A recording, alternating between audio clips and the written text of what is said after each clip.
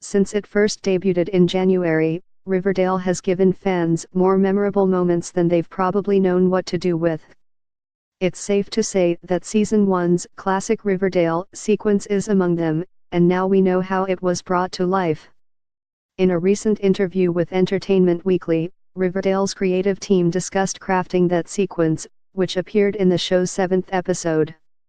According to showrunner Roberto Aguirre-Sacasa, the goal was to subvert expectations in Riverdale fashion, with the help of those delightful 1950s outfits. The tension of the show is the wholesome iconography and the Norman Rockwell looking back at the past, and the grotty, more noir, underworld side underneath it. That's the thesis of the show. Aguirre-Sacasa explained.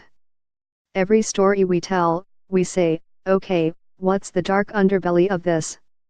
That dream, which on the one hand is idealized and perfect and not a hair out of place, but then there's FP just out of frame, down on his luck. There's Archie with a knife in his back, there's Betty and Alice tilting their heads at the exact angle as if to say, if you don't conform, you'll die. That dream sequence captures the essence and the big theme of the show. As Aguirre-Sacasa revealed, the goal was always to include this classic Riverdale aesthetic in one way or another, and this episode ended up being the perfect way to do it. When writer Aaron Allen turned in his draft of the script, he had added a dream sequence that was done in the 1950s, sort of Leave It to Beaver, Father Knows Best, black and white television show mode. Aguirre-Sacasa continued.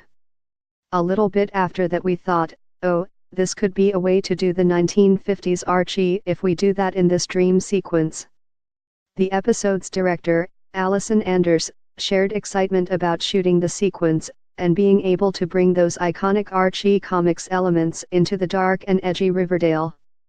My childhood self was just jumping up and down inside my bones that I got to recreate that look of the comics I grew up reading. Anders revealed.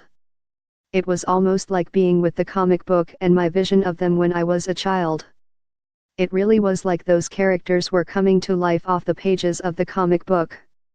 As it turns out, the scene also involved a bit of cinematic trickery, when it came to transitioning from the 50s ambience to F.P. Jones, Skeet Ulrich, wasting away in the living room. The kitchen, which was used in present-day scenes that same day, had to transform into the 50s, which was really intense. Anders revealed. But it doesn't end there. The living room had to be where Jughead's dad is living, so when Jughead looks over from this idyllic 50s setting of a Thanksgiving Day dinner, he looks into the next room and sees his father in the trailer in a shabby armchair and things strewn all over the place. So we had to do that too, and that's totally different lighting, but we actually did it all in the same space at the same time. Riverdale returns from mid-season hiatus on January 17, 2018.